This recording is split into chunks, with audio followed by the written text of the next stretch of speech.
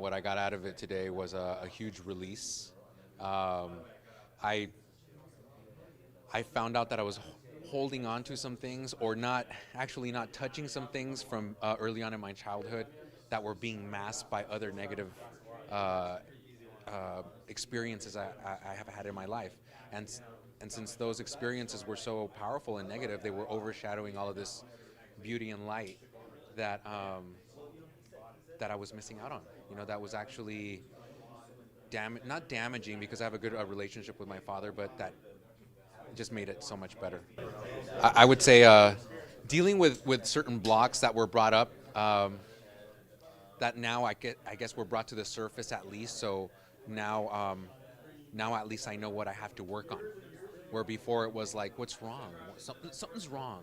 Something's off. And you get that, but you don't know what it is. You just know something's wrong. Well, now at least I know what's wrong. So now the journey continues.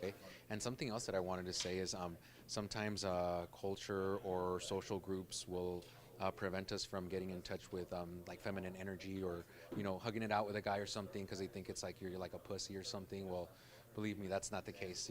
I think it takes more balls and to be a bigger man to come over here and express yourself, and tackle those issues that sometimes people go through their whole lives and never address, and they die like that, and that's it. So I think it's you always have to keep on evolving, and for anybody out there that is wondering, or thinking, feelings and whatnot, it's like that's an important part of life. That's an important part of development, and it takes big balls to come and do this.